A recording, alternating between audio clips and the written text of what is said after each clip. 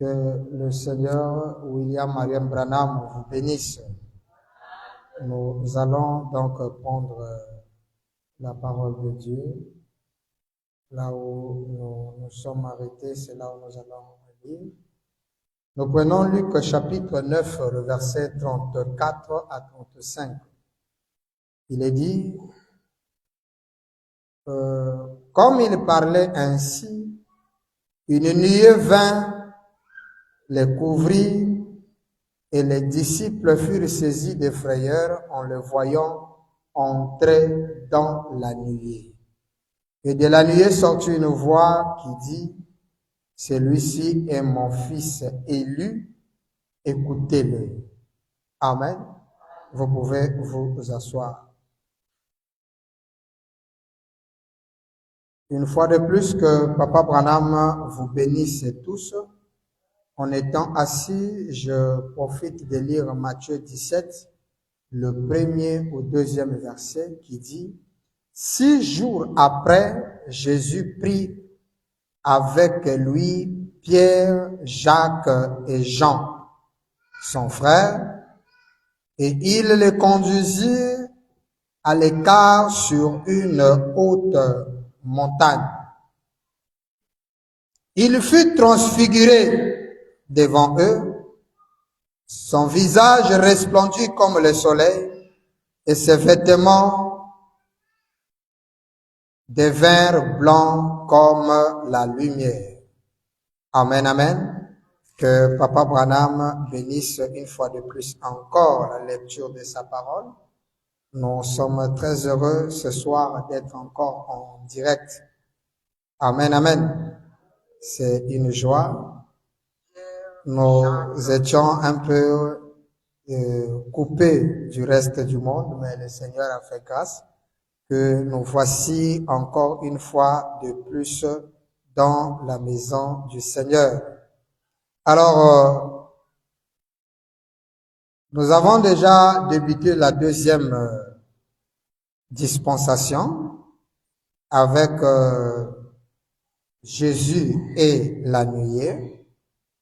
Et aujourd'hui, ça sera donc la deuxième partie, puisque la première partie, nous l'avons découvert le lundi du 16 mars.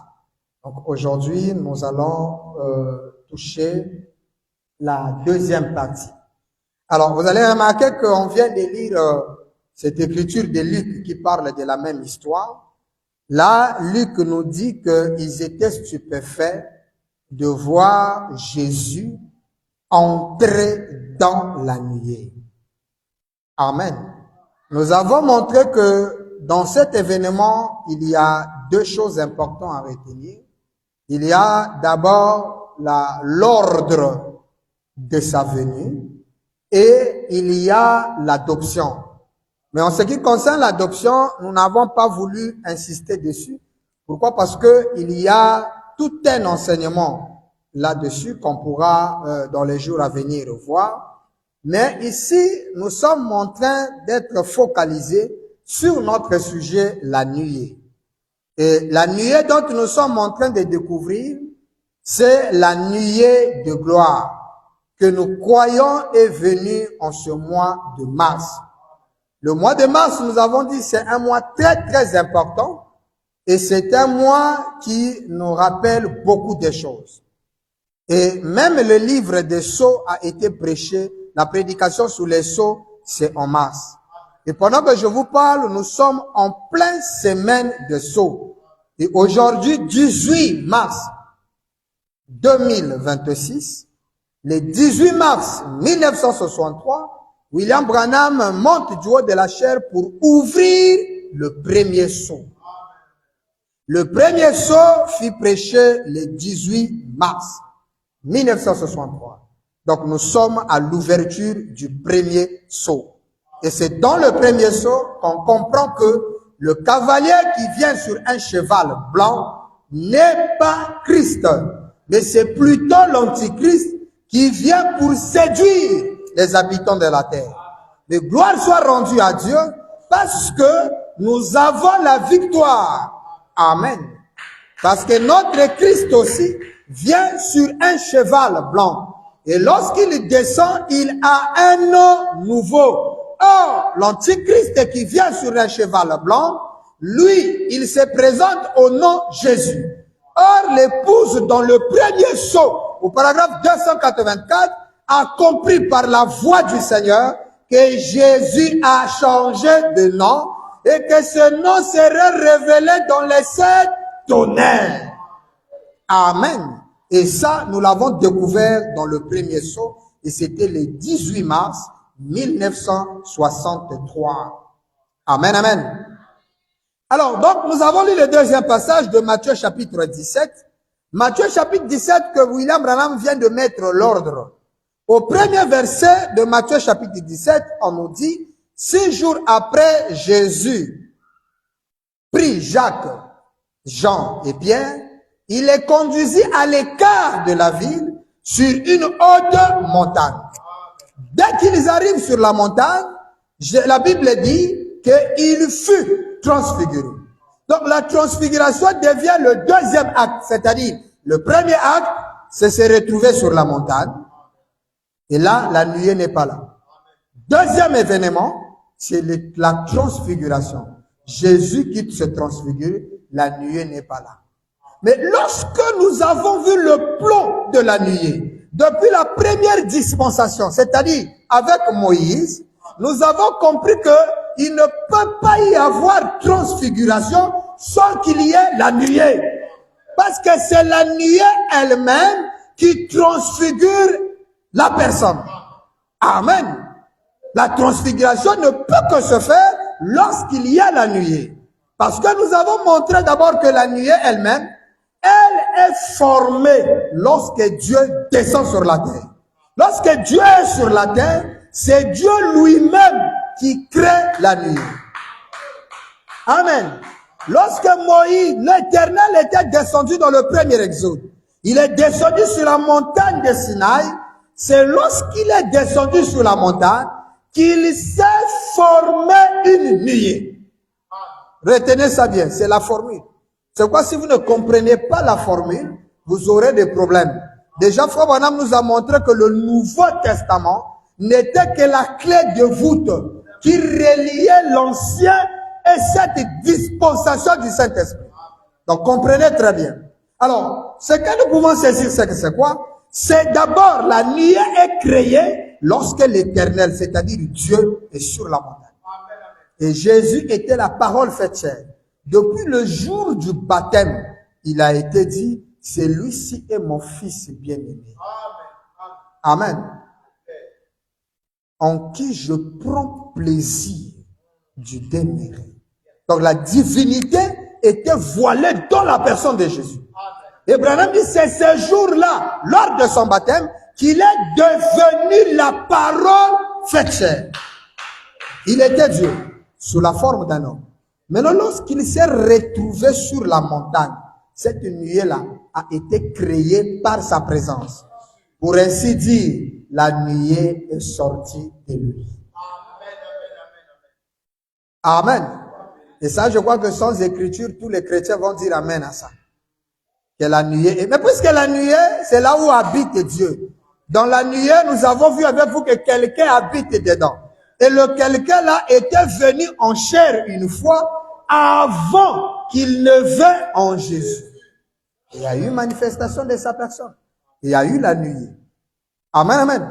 Maintenant, lorsque Branham met l'ordre, parce que ici Matthieu veut nous faire comprendre que c'est d'abord la transfiguration et là nous sommes au verset 2. Il y a 2 versets d'intervalle, c'est-à-dire le 3 et le 4. C'est au verset 5 qu'on nous dit une nuée les déroba. Mais lorsque Frère Branham vient mettre l'ordre de l'apparition de la nuée, n'oubliez pas ça. C'est ça qui nous aidera à comprendre que la nuée n'est pas descendue du ciel. Mais la nuée se forme toujours sur la terre lorsque vous avez la divinité, c'est-à-dire Dieu, sur une montagne.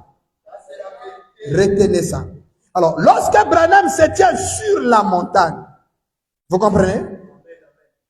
C'est là où il y a eu la nuée. Et nous aurons le temps de le prouver lorsque nous arriverons chez Branham. Alors, revenons avec Jésus. Donc, Matthieu ici, ça, c'est une erreur de placement. Puisque Frère Branham a corrigé ça. Frère Branham nous a dit, non, non, non, non. Le visage ne peut pas être transfiguré sans la nuée. C'est lorsque Moïse entre dans la nuée, que la nuée change son visage. Moïse était obligé de se voiler le visage en sortant de la nuée. Mais comment Jésus déjà change de visage sans la présence de la nuée? Heureusement, William Branham. Papa Branham va nous dire ce qui suit. Amen. Nous nous sommes arrêtés sur le mystère de la transformation. Nous y arriverons. Dans la brochure, nous avons donné 2 citations poussées à bout du 1er septembre à 63 et nous avons lu Sortie du camp. Mais je vais lire juste Sortie du camp. La version de la Voix de Dieu, nous sommes le 19 juillet 1964, le paragraphe 46. William Branham dit ceci. Écoutez.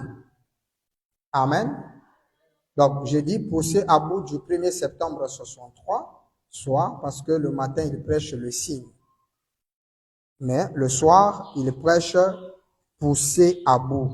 Au paragraphe 81, c'est là où il dit, c'est la nuée qui a transfiguré Jésus.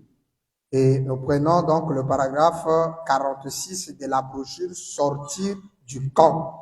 Là, nous sommes maintenant le 19 juillet 1964. 46e paragraphe. William Branham dit ce qui suit. Et dans ce petit camp qu'ils avaient là, Pierre, Jacques et Jean, et Jésus, Moïse et Élie, et dans leur camp, ils ont vu l'armée céleste, l'ombre ou la colonne de lumière suspendue dans cette nuée. Vous écoutez ça? Qui a transfiguré le Seigneur Jésus? Vous écoutez ça? Qu'est-ce qui transfigure le Seigneur Jésus? La nuée. Donc, l'ordre de Matthieu 17, c'est d'abord la nuée. Donc, lorsqu'on dit au verset 2, Amen, en réalité, lorsqu'on dit, il fut transfiguré devant eux, d'après Frère Branham, c'est le verset 5 qui intervient. Comme il parlait encore, une nuée luminée le couvrit. Hein? Et voilà vient s'associer le verset 2, et il fut transfiguré. Alléluia. Et là, ça marche avec le plan du premier exode avec Moïse, où Moïse entre dans la nuée le transfigure. Voilà que Jésus dans le Nouveau Testament, ou encore dans la deuxième dispensation, entre aussi dans la nuée. Et qu'est-ce qui s'est passé? Il fut transfiguré. Amen. Jésus a changé de figure dans la nuée, pas avant. Non, c'est pendant que la nuée est là. Jésus entre dans la nuée, son visage change. Et ses vêtements resplendissent. Maintenant, lorsque Papa Branham prend ce passage et il lui donne son approbation dessus ou encore son interprétation, c'est là où nous avons lu avec vous dans la brochure le son confus ou encore le son incertain. Vous avez ça? Chaque son a un message. Si vous ne comprenez pas le son de ce message ou encore le message de ce son, vous serez confus. Oui, vous avez écouté le son de la trompette. Parce que remarquez, lorsque Frère Branham dit le son confus, ça veut dire que les gens ont écouté, mais ils n'ont pas compris le message de la trompette. Lorsque le 7e ange, au jour de la voix du 7e ange, lorsqu'il sonnera de la trompette, tout le monde a écouté le son de la trompette. Mais est-ce qu'ils ont saisi le message de la trompette? Frère Branham, comprenons qu'ils n'ont rien saisi. Il dit un son confus. Ils n'ont rien compris. Et lorsqu'ils se sont mis à prêcher, ce qu'ils disaient était contradictoire avec ce que le message a donné. Tous ceux qui n'ont pas saisi le message du son de la trompette, leur message apporte la confusion. Et lorsque vous écoutez ça aussi, c'est un son qui n'est pas bon, qui ne donne pas un bon message. Parce que le message du son de la trompette, c'est de révéler qui est Dieu. Ce qui nous fait comprendre qu'avant le son de la trompette, on n'avait pas la connaissance de Dieu. Parce qu'il est dit, lorsqu'il sonnerait de la trompette, le mystère de Dieu s'accomplirait. Donc le mystère de Dieu ne peut être accompli que lorsque le 7e ange sonne de la trompette. Maintenant, si vous n'écoutez pas bien, vous ne comprendrez pas le son et vous aurez un son confus. Et lorsqu'il prêche ça, au paragraphe 378 ou encore 378, Papa Branham donne une déclaration très forte ici. Je commence à lire. 378. Branham dit, dans Matthieu 17, maintenant, vous tous qui aimerez noter ça, Matthieu 17, 17, le verset 2, vous y trouvez la transfiguration. Ok?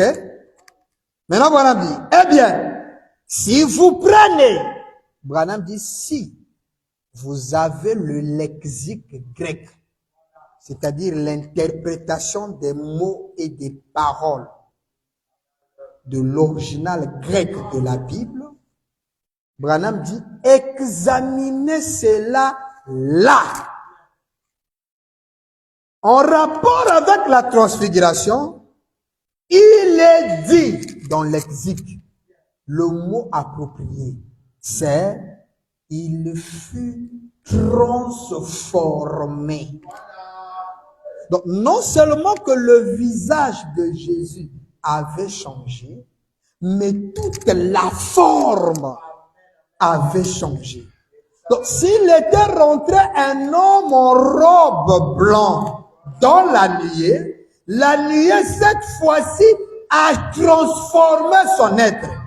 J'aimerais dire, s'il était lancé en rentrant dans la nuée, lorsqu'il sort, il ne peut plus être lancé.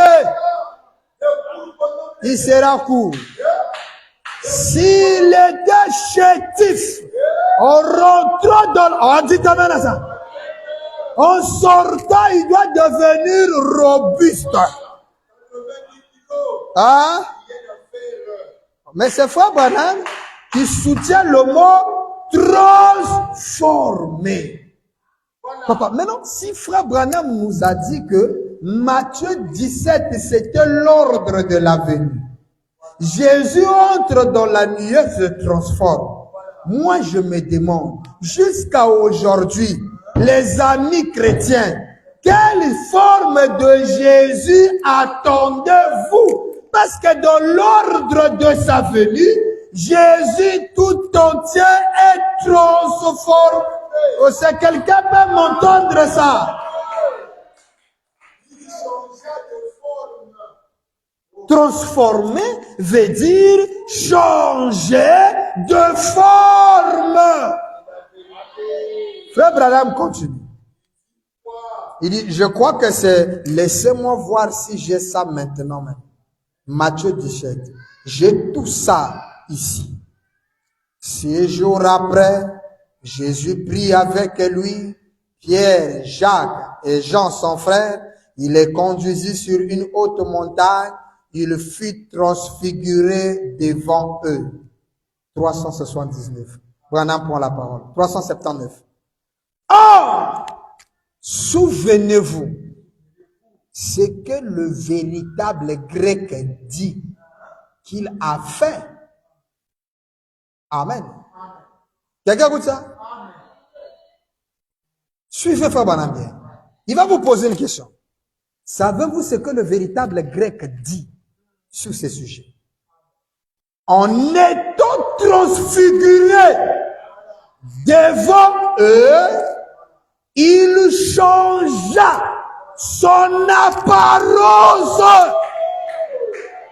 Oh, ça quelqu'un dit amen à ça. Il changea son apparence.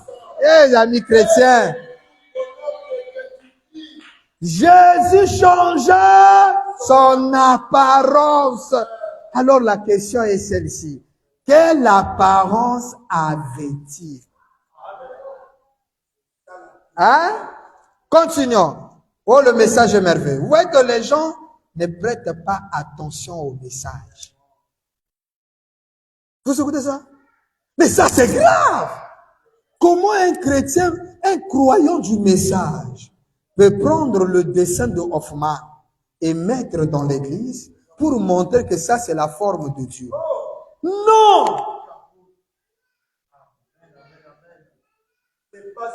Parce que l'ordre de la venue du Seigneur ne nous donne pas droit à la forme de l'Orient. Frère Branham me dit l'ordre de la venue, Jésus est transformé, c'est-à-dire qu'il a changé son apparence. Voilà pourquoi, quelqu'un écoute ça? Lors de sa résurrection, on ne l'a pas reconnu parce qu'il n'avait plus la même apparence. Et le livre de Marc nous dit que Jésus leur apparut, c'est-à-dire les deux disciples, sous une autre forme. Mais quelle est cette forme?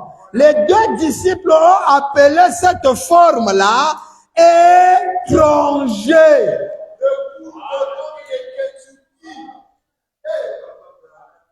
Quelqu'un écoute ça? Or, lorsque Frère Branham interprète ça, il nous dit la forme que Jésus leur apparut, c'était le Dieu qui vivait en Jésus. C'est lui qui était apparu aux deux disciples et les disciples appellent le Dieu qui vivait en Jésus l'étranger. Mais comment est-ce que tous les Juifs s'habillant de la même manière peut-il connaître que celui-ci est étranger? Hein? Prenons le paragraphe 381. Nous prenons 380, bon, prenons 380. Oh, combien de temps avons-nous? Frère Neville dit, toute la journée. L'assemblée dit Amen. Voilà, dit, supportez-moi juste encore un petit peu. Je dois juste faire entrer ceci. Qu'est-ce qu'il va faire entrer? Ah, voilà, on devait sauter sa main. Il dit, quelque chose vient de me saisir si fortement que je dois à tout prix le dire. Hein? Voilà, dit, pardonnez-moi. Pardonnez-moi, mais je dois dire ça. Eh bien, le dîner, hein, la nourriture du soir, les haricots ne vont pas brûler. Allons simplement de l'avant. Très bien. 381. Il est toujours le même. Il n'a jamais changé. Il est toujours le même. Hébreux 13, 12 et 13 dit, Jésus-Christ est le même hier, aujourd'hui et éternellement. Quelqu'un dit amen à ça? Et nous connaissons que veut dire Hébreux 13, 8 pour Frère Branham. Il dit c'est à l'exception du corps physique, mais il est le même. Maintenant, suivez. Si nous croyons qu'il est ressuscité, s'il n'est pas mort, alors il n'est pas dans la tombe. Il est vivant. Il est le même hier, aujourd'hui, éternellement. Vous croyez cela, n'est-ce pas? 382. Eh bien, qu'a-t-il fait ici quand il fut transfiguré? Branham dit en grec, c'est dit, il a changé son apparence. Il a changé son apparence. Oh, dites amen. Il dit, oh, considérez l'ordre de la résurrection. C'est ce qui m'a saisi tout à l'heure. Remarquez, qu'est-ce qui est apparu en premier? 383. Nous terminons ici, suivez. Amen. Ah, on pourra terminer, ouais, 386. Écoutez, 383. Ici, dans le chapitre qui suit, le chapitre 16, il leur dit, quelques-uns de ceux qui sont ici ne mourront point, qu'il n'ait vu le royaume de Dieu venir en puissance. Hein? Il dit, il y a parmi vous quelques-uns qui vont voir la venue du royaume. Donc la nuée là, en réalité, le royaume, c'est l'homme dont Jésus était devenu dans la nuit. Dites amen. C'est ça la venue du royaume. Quelqu'un comprend ça? Frère Branham dit ceci. Ce qu'il ferait, en d'autres termes, il verrait un avant-goût du royaume de Dieu. Et n'oubliez pas, Jésus a dit, le royaume de Dieu ne vient pas de manière à frapper vos regards. On ne dira pas, il est là-bas, il est ici. Non, car le royaume de Dieu est devant vous. Donc Jésus était le royaume de Dieu pour les Juifs. Mais un autre royaume devait arriver dont l'ordre fut démontré dans Matthieu 17. Matthieu 17, c'est la venue d'un autre royaume qui signifie la venue d'un autre monsieur. Alors pour le comprendre, Jésus change de figure. Non seulement de figure, mais il prend la forme de la, alléluia, du royaume de Dieu qui doit venir. Alors si vous comprenez que le royaume de Dieu c'est un homme, vous comprendrez l'homme à la, alléluia. Amen. Vous allez comprendre qui est cette personne que Jésus est devenu. Donc, lors de la seconde venue, celui qui sera Jésus ne sera plus l'homme à la barbe, mais c'est quelqu'un d'autre dont les apôtres ont vu l'avant-goût. La forme originelle. C'est pourquoi lorsque nous avons vu la vision d'Ézéchiel, Frère Branham nous a dit, Ézéchiel vit Jésus dans son état originel. Quelqu'un peut dire amen avec moi? Suivez bien. Branham dit, il connaîtrait l'ordre de la résurrection et la venue de Dieu. Matthieu 17. L'ordre de la venue, l'ordre de la résurrection. Mais la venue de qui? Qui est-ce que Jésus, dans Matthieu 17, annonce la venue? Branham dit la venue de Dieu. Donc l'homme dont Jésus, alléluia, l'homme qui apparaîtrait à la seconde venue, c'est celui-là qui sera Dieu.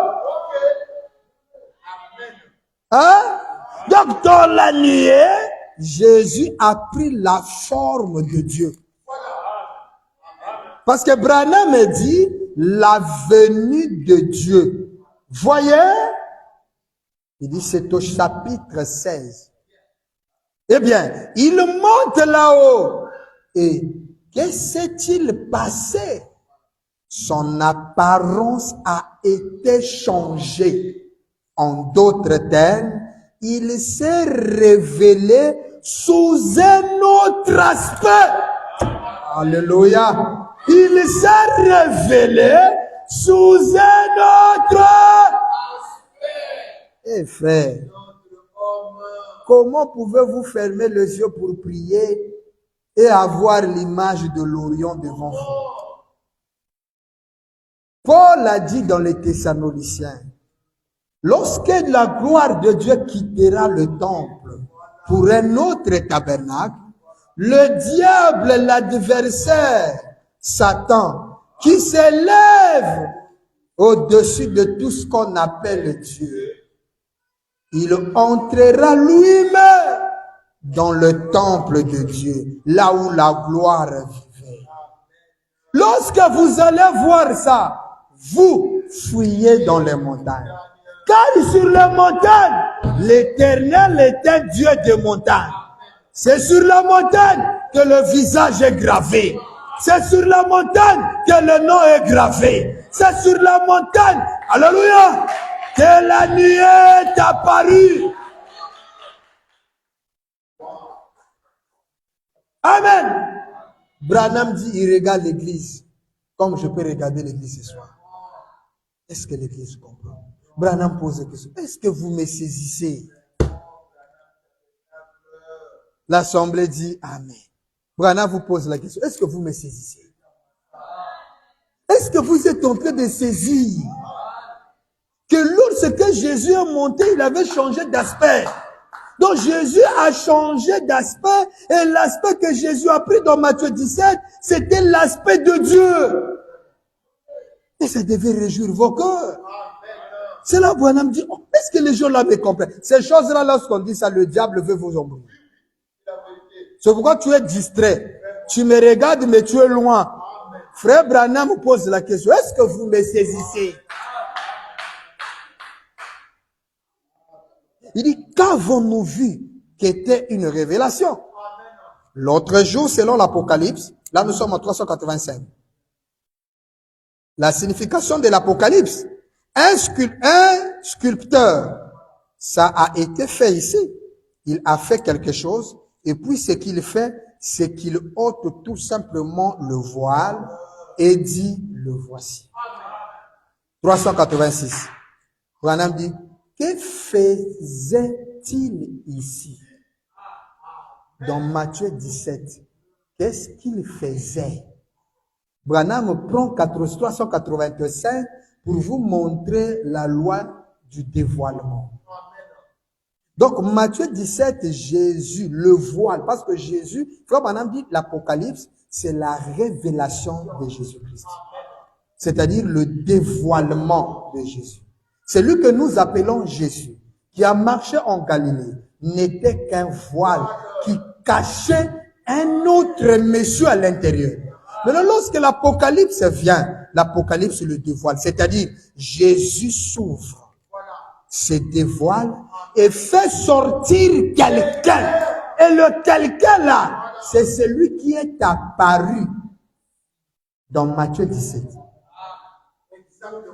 Et c'est celui-là qui reviendra au temps de la fin, parce que Matthieu 17, c'est l'ordre de sa venue. Avec ça, les chrétiens pouvaient comprendre que si on attend le barbu, ça sera le diable. Et ça, on va lire ça. Parce que c'est la transfiguration. Quel visage? Le conflit aujourd'hui, c'est de savoir qui est dans la nuit. Les gens disent c'est Jésus, d'autres disent c'est Branham. Mais si vous comprenez qu'est-ce qui s'est réellement passé, Frère Branham dit, faites le parallèle avec aujourd'hui. Car Jésus était l'exemple parfait de tout ce qui concerne la divinité. Écoutez, Frère Branham. Que faisait-il ici? Il se révélait dans Matthieu 17 sous une autre apparence. Sous une autre. Maintenant, Branham pose la question. Sous quelle apparence était-il?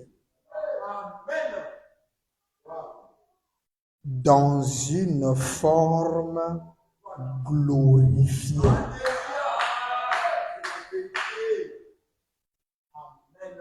comment vous dites que dans la nuée, il y a Jésus glorifié.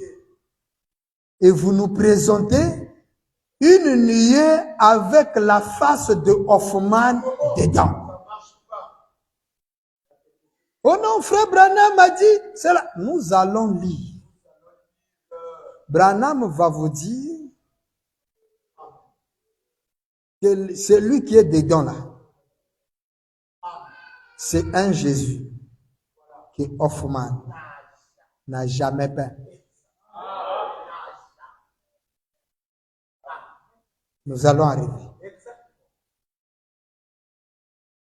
Comment est-ce que Jésus glorifié peut avoir la même apparence qu'avant la glorification? Donc, lorsqu'on parle de Jésus glorifié, vous ne devrez plus avoir le visage de Galilée. Le fils de Marie, c'est pas lui la forme glorifiée. C'est-à-dire la forme de gloire, c'est une autre apparence. C'est pourquoi Branham dit, combien de Pilates accepteront-ils Jésus dans son état d'aujourd'hui?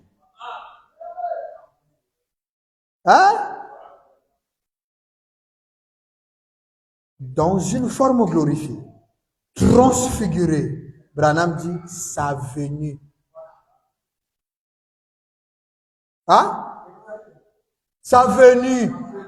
C'est une forme glorifiée. Jésus, dans sa seconde venue, il descend comme étant un être glorifié. Or, le Jésus glorifié n'a pas la même apparence que le Jésus non glorifié. Le Jésus glorifié, frère Branham dit, c'est la venue de Dieu lui-même. Voilà pourquoi en 55, il prêche la seconde venue de Jésus. Lorsqu'il arrive en 1957, il modifie le titre. Il dit la seconde venue du Seigneur. Et c'est le Seigneur lui-même qui descend. Or, Acte 2, 36 est clair. Hommes d'Israël, sachez-le ceci, que Dieu a fait Christ est Seigneur, c'est Jésus que vous avez crucifié. Il a été fait Seigneur. Mais qui est le vrai Seigneur? On le retrouve plus loin dans l'Apocalypse chapitre 19. On l'appelle le Seigneur des Seigneurs, le Roi des Rois. Or, l'Apocalypse, c'est là où il est le Seigneur. L'Apocalypse, c'est un livre qui se réalise et s'accomplit aujourd'hui avec la personne de William Marion. Est-ce que quelqu'un peut dire amen à ça? Branham dit, il dit, donc, vous écoutez ça? Sous quelle apparence était-il? Branham répond, dans une forme glorifiée, transfigurée, sa venue, la façon dont il revient. Donc, la façon dont Jésus revient, il ne revient pas comme il a été hier. C'est là où, dans Vision de Patmos, Branham dit, lorsqu'il fut transfiguré, il prit la forme qu'il aurait lors de sa venue. Donc, lorsqu'il revient pour la seconde fois, il n'a plus la même apparence. C'est pourquoi Branham dit, mais quel Jésus attendez-vous? Branham dit, la façon dont il revient, point virgule, un Christ glorifié. Est-ce que quelqu'un peut comprendre avec moi que Jésus, sur la terre, n'a jamais été glorifié? Il n'avait pas le corps glorifié. Jésus, lorsqu'il porte le corps glorifié, son apparence change. A dit William Branham. Branham dit, un Christ à sa seconde venue, nous verrons un Christ glorifié, virgule, transformé. À sa venue, nous verrons un Christ glorifié et transformé. Bozo zela Yesu. Vous attendez Jésus sous quelle forme? Nous hier, comme vous, nous étions en train de l'attendre. Lorsque nous avons vu les promesses accomplies, nous avons saisi que la forme de l'Orient n'est pas la forme qu'il descend avec. La seule forme possible, capable d'être glorifiée à hauteur de Jésus et au-delà de toute l'histoire, c'est William Branham. William Marion Branham est le Seigneur Jésus-Christ dans son état glorifié. Et l'état glorifié, c'est l'état originel. C'est pourquoi, lorsqu'il leur montre l'ordre de sa venue, ici le Christ, vous écoutez ça? Prend une autre forme. Amen. Il descend sous une autre forme. Et la forme qu'il prend, c'est une forme qui sera révélée lors de sa venue. Est-ce que quelqu'un dit amen à ça? Vous comprenez ça? Donc, avant la venue du Christ, celui dont nous avons connu là, c'est pas le vrai. Hein? Il n'est pas glorifié. Vous écoutez ça? Maintenant, Branham dit, son vêtement resplendit comme le soleil. Branham dit, oh là là là là là là, il était dans la nuée. Vous écoutez ça? Mais lorsqu'on lit Matthieu dit, il fut transfiguré, son vêtement devint comme la lumière. Là, nous sommes dans le verset 2. 3 versets plus tard, on nous parle de la nuée. Mais frère Branham dit, son vêtement resplendit comme le soleil. Branham dit, oh là là là là là là, il était, lorsque son habit brille, Branham dit, il était dans la nuit. Et il ajoute un élément que nous allons découvrir, il vient sur les nuées de gloire. Dans la nuée, il est transfiguré. Et il vient dans les unes. Mais lorsque Jésus viendra dans une nuée, quel Jésus nous verrons dans la nuée? Mais c'est le Jésus. Vous voyez maintenant comment c'est important. Déjà là, vous pouvez avoir l'idée que lors de la venue de la nuée de 63, c'est impossible qu'il y ait le visage de Hoffman dedans, parce que lorsqu'il vient dans la nuée, il vient dans un état glorifié, c'est-à-dire une autre apparence. Est-ce que les croyants peuvent acclamer le Seigneur? Acclamez très fort le roi.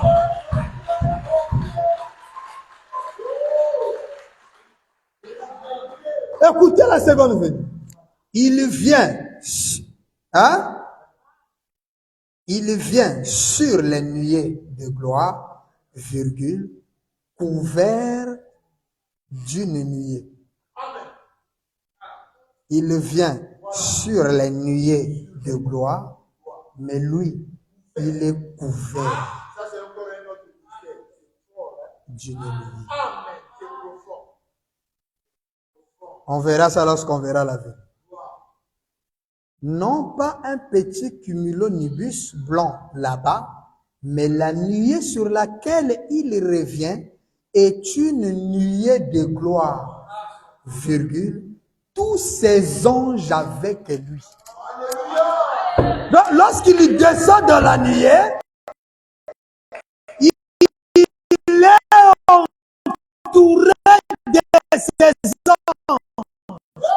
Et lorsqu'on parle de c'est ça qui forme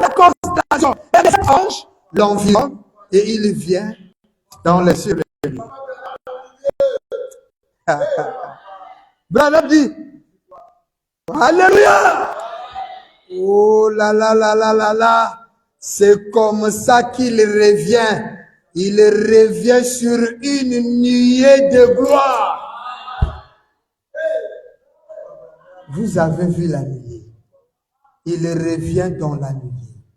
Avec qui? Ses anges. Donc lorsque la nuée sera là, qui prône sa venue, il doit y avoir des anges.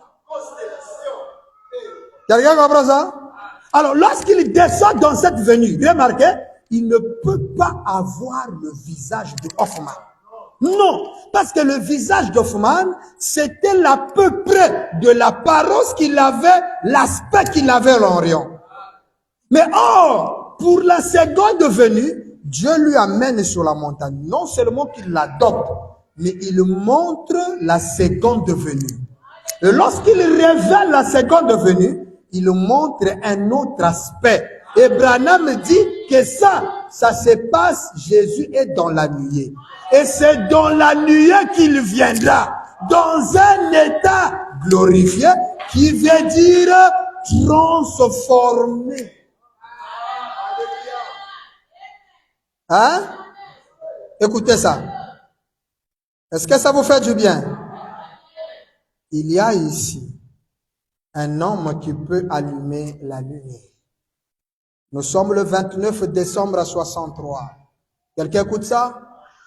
29 décembre 63. Papa Branham va dire ce qui suit. Je suis au paragraphe 290 ou 290. Il y a ici, au Branham Tabernacle, un homme qui peut allumer la lumière. Et si vous connaissez cet homme, peu importe la qualité, la quantité de l'obscurité qu'il y a dans ta vie, cet homme-là peut allumer la lumière. Paragraphe 290, 290. William Branham dit, c'est une prière. Il dit, Père, pendant que nous chantons ces cantiques, comme David chantait les cantiques qui déversent des prophéties, c'était des prophéties et tu les reconnus comme telles, et tu les reconnus comme telles. Tandis que nous les chantons, Seigneur, que cela soit aussi les désirs de nos cœurs. Nous marchons dans cette lumière. Qu'il en soit ainsi, Seigneur. C'est une merveilleuse lumière. C'est la parole. C'est Christ vivant parmi nous. Non tel qu'il était, mais tel qu'il est. Non pas tel qu'il était au passé, mais tel qu'il est. Hein? Et nous savons que s'il était reflété seulement, hein? Écoutez, il dit, et nous savons que ce qu'il était, ce que Jésus était, reflétait seulement ce qu'il est.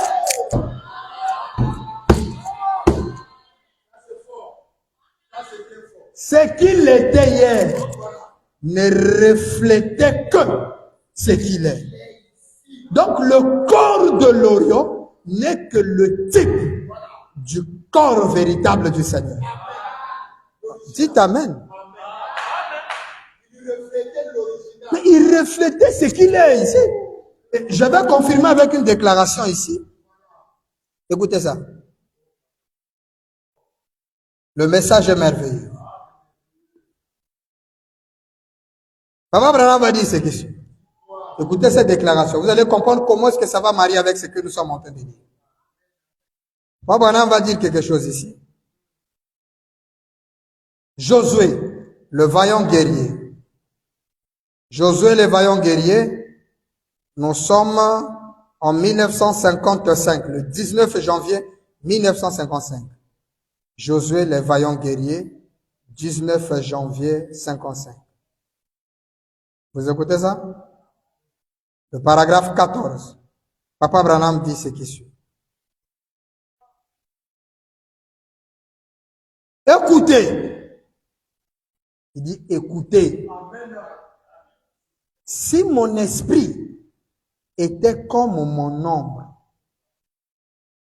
était comme l'ombre de quelque chose de matériel, disons que mon ombre était esprit de quelque chose de matériel. Et le corps surnaturel, le corps surnaturel donc, le corps du Seigneur Jésus, le corps du Seigneur Jésus est l'ombre, pour ainsi dire, du corps physique naturel du Seigneur. Le corps de Jésus est l'ombre du corps naturel. Alléluia! Donc le Seigneur, moi je me sens vraiment bien. En tout cas, la joie que je ressens aujourd'hui, je me demande si quelqu'un a cette joie-là. Branham dit le corps de Jésus n'était que l'ombre du corps naturel du Seigneur. Donc le Seigneur a un corps naturel. C'est pourquoi lui, l'ombre, une seule vision paumée. Mais la réalité. Je vous ai toujours dit, l'ombre, c'est pas la réalité. L'ombre reflète la réalité, mais c'est pas la réalité. Lorsque vous voyez mon ombre, vous pouvez savoir si je suis un homme ou une femme, mais vous ne saurez pas quel genre d'habit je porte. La couleur d'habit, vous ne le saurez pas. Vous ne saurez pas la couleur de mes yeux, ni de mes cheveux. Si j'ai un défaut au visage, vous ne le verrez jamais. Mon ombre ne vous dira pas ça. C'est pourquoi lorsque la réalité apparaît, nous trouvons des éléments que l'ombre n'a jamais apportés. C'est pourquoi frère Branham, étant la réalité de Jésus, on trouve en Branham des qualités que l'ombre n'a pas. C'est pourquoi frère Branham vient donner cette déclaration que le corps physique de Jésus n'était que l'ombre du corps naturel. Oh, citation. Hein? Ça, c'est fort. Et c'est le corps ombre que vous voulez garder.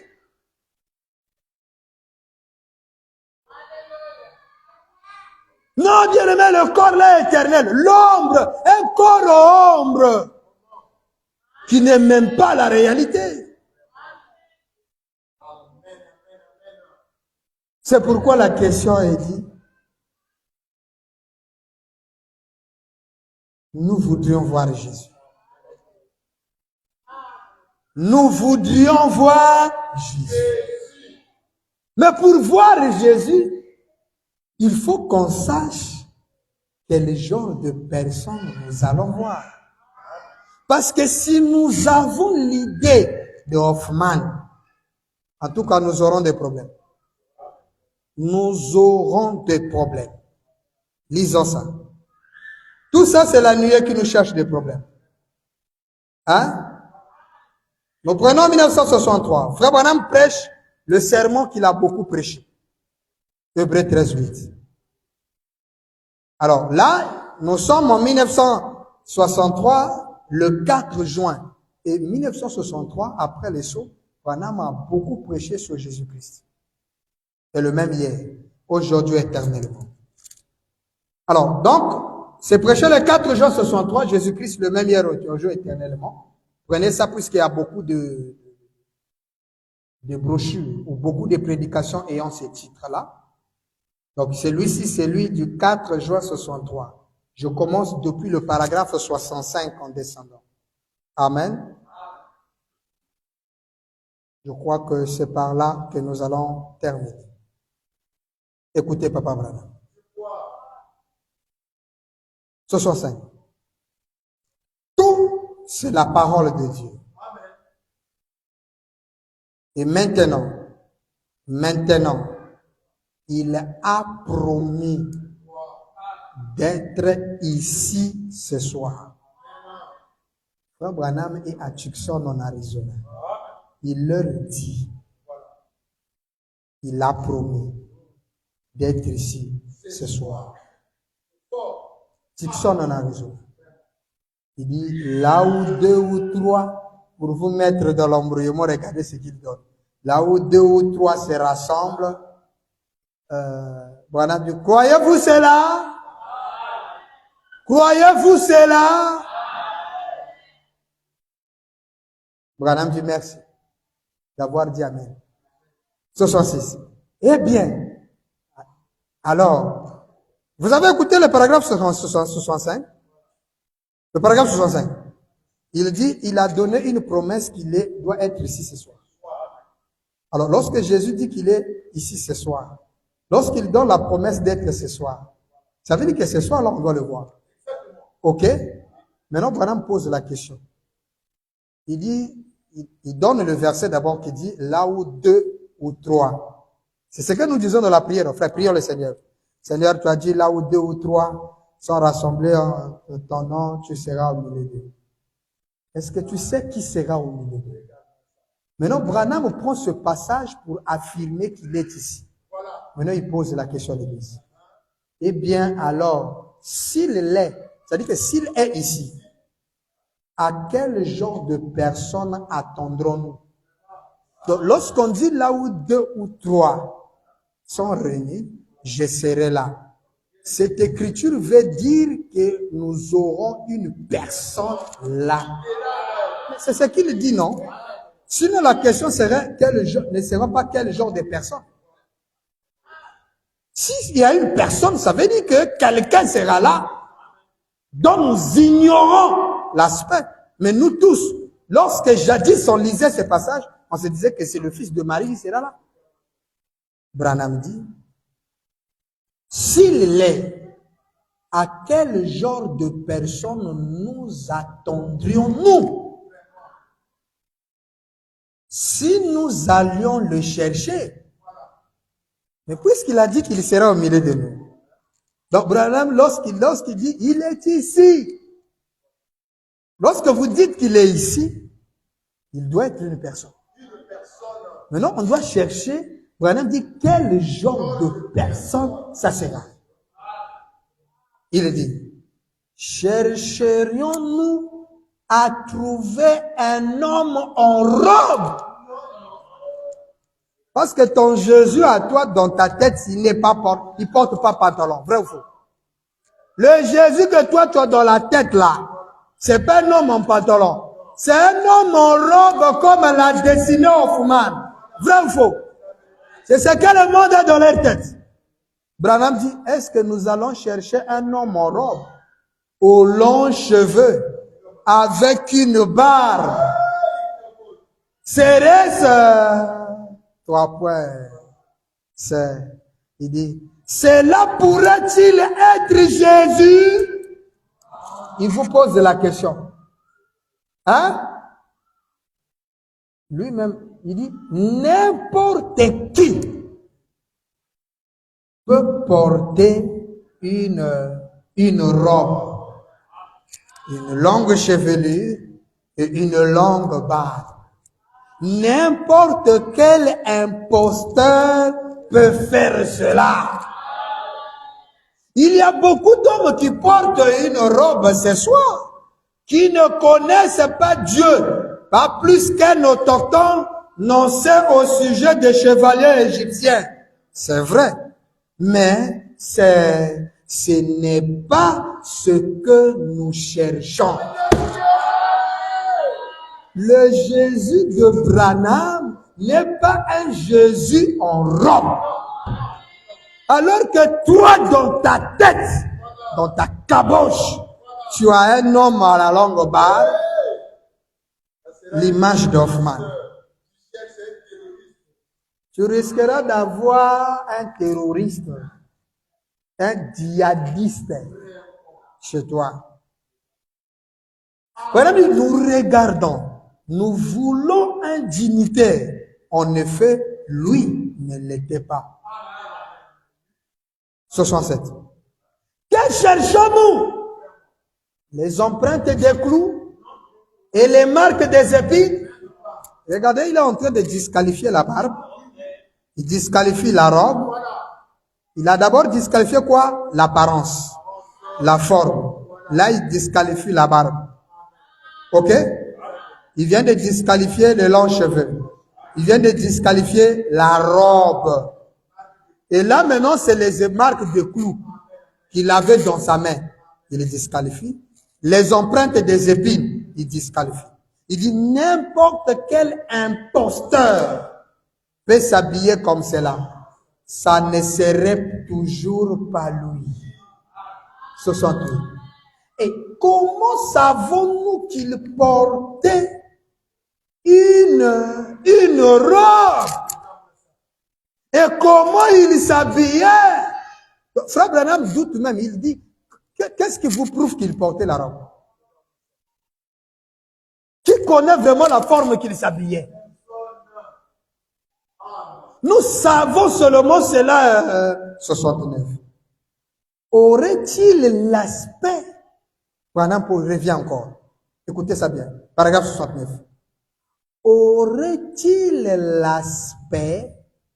Vous écoutez ça? Aurait-il l'aspect que nous voyons dans des tableaux? Frère Briand, Branham dit, le Jésus qu'on veut voir, est-ce qu'il aura l'aspect que nous voyons dans des tableaux? Il va citer.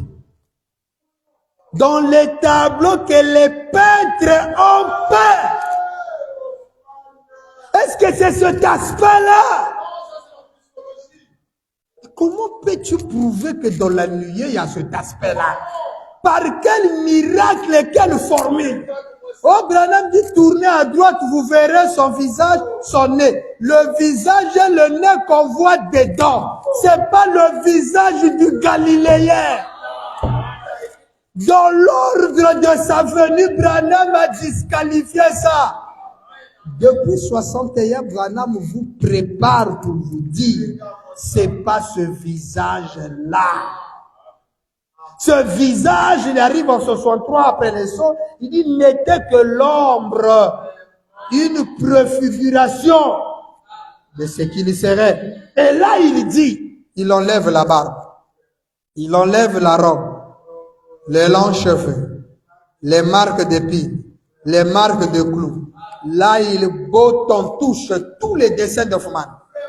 Il dit, aurait-il l'aspect que nous voyons dans les tableaux que les peintres ont peint? Branham dit non. Branham répond non. C'est pourquoi nous ne mettons pas la photo là ici. Quand vous voyez un frère qui a encore cette photo de l'ombre, c'est que le frère là est possédé par trois esprits. Impur, semblable aux grenouilles, qui regardent toujours en arrière. Or, on nous a dit, lorsque Abraham regarda l'ouest, il n'a plus regardé en arrière. Lorsque Dieu fait sortir un peuple, il interdit que les gens regardent en arrière, car vous allez penser aux gloires passées. C'est pourquoi il dit à la femme de l'autre, ne regarde pas en arrière. Et tous ceux qui regarderont en arrière, Branham dit, ils porteront la marque.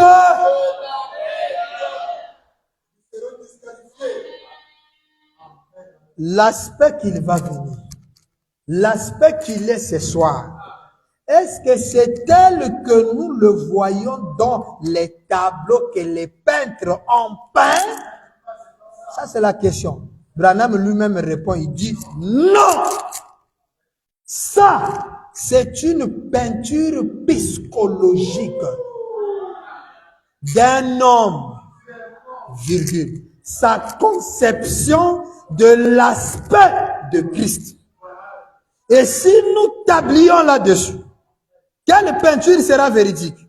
Il y a celle de Hoffmann, celle de Salman et tant d'autres. Toutes les représentant différents, de sorte que vous serez un peu confus quant à ce qu'il ressemblerait.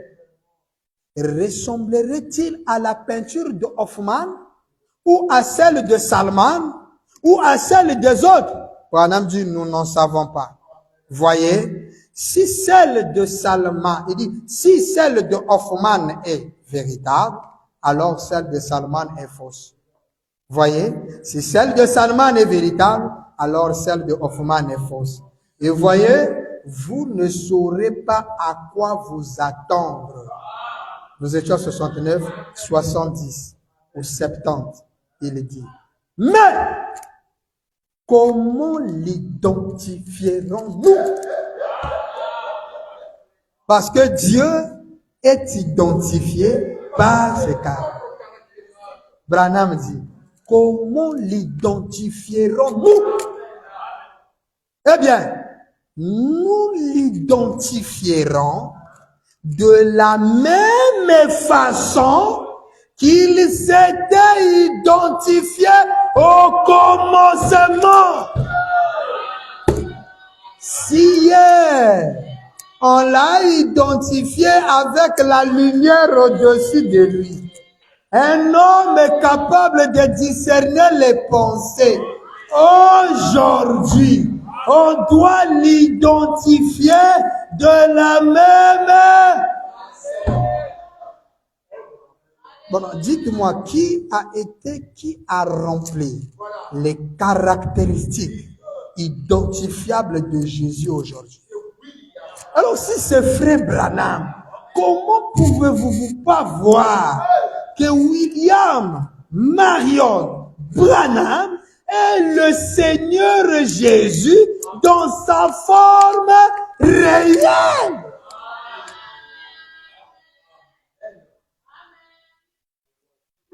Branham dit exactement, par ses œuvres, par ce qu'il faisait, ce qu'il a fait hier, c'est la même chose qu'on le connaît aujourd'hui. Branham dit, si je ne fais pas les œuvres de mon Père, a-t-il dit, alors ne me croyez pas. Mais si je fais les œuvres, combien même vous ne croyez pas, croyez les œuvres. Car ce sont elles qui rendent témoignage de moi. Elles disent qui je suis. Branham ferme les guillemets. Lui maintenant il dit, nous devons donc découvrir cela. Les œuvres de Dieu, ce qu'il avait manifesté. On doit découvrir ça.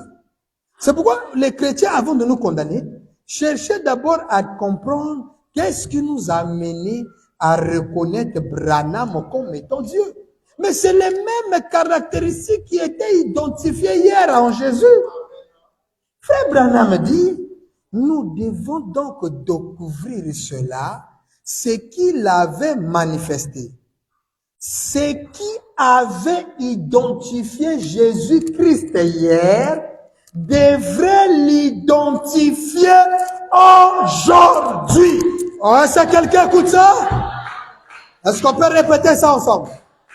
Frère Branham dit, ce qui avait identifié Jésus-Christ hier devrait l'identifier aujourd'hui. Oh, acclamons le Seigneur.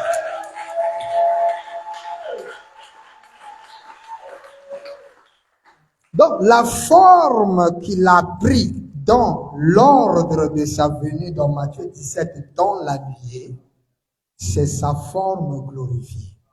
Et sa forme glorifiée ne peut... Si nous on dit que ce Branham, vous allez dire, vous avez ajouté. Branham vient de vous aider. Il nous a donné le repère. Il dit, enlevez le corps, enlevez la forme d'hier.